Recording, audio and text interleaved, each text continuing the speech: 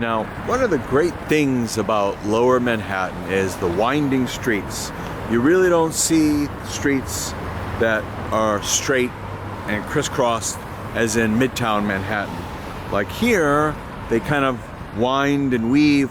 That's because when the Lower Manhattan area was originally created, it was created about 400 years ago. So it wasn't really designed to be like your regular place.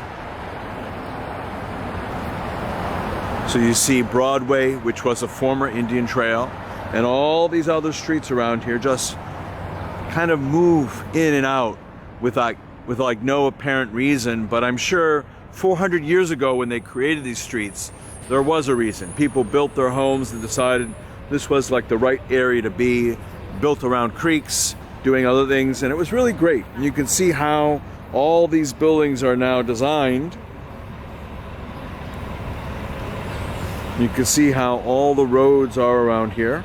And that's the Staten Island Ferry in the distance there.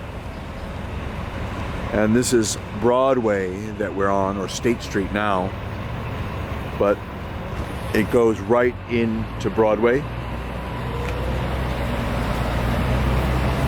And as we're turning, you're gonna see Broadway.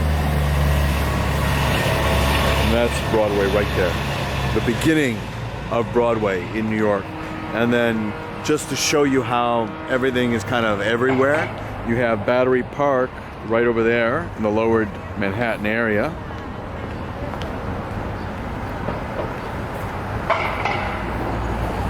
But the streets are really very interesting to see. Very much like Boston and some of the other cities that were created a couple hundred, 300, 400 years ago. Now, more of the example of the winding streets of Lower Manhattan. And as I said, 400 years ago, this is the way people lived. So it wasn't like unusual. This is before the advent of street and urban planning. Now, that's more of a modern invention based in France, but it caught on. Urban planning made a lot more sense. Zoning made a lot more sense. But 300, 400 years ago, that was not the case. And you can see here the winding streets of the very southern tip of Manhattan.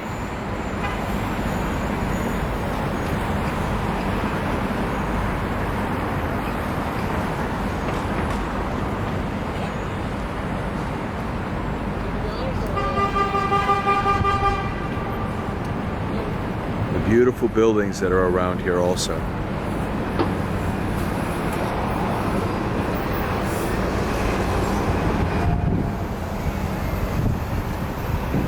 Now, this is another example of the winding streets. This is Broad Street, and this is the street that the New York Stock Exchange is on also. You can see how the street curves to the right, and that's very normal for the streets downtown. And this is still State Street here, curving around, curving like towards the north or towards the northeast.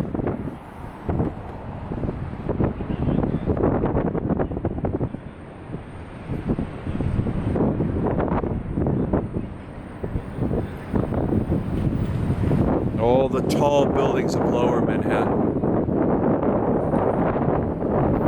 That brownish brick building is very close to the New York Stock Exchange.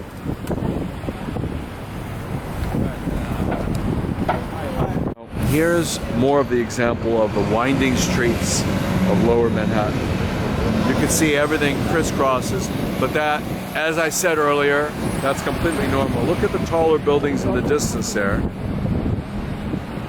That's part of the crisscrossing of all the streets. They're building it up over the years, and I'm sure 100 years from now, these buildings will not be here. Someone will replace them with a much taller, better building. But for now, these buildings are here and they're historic.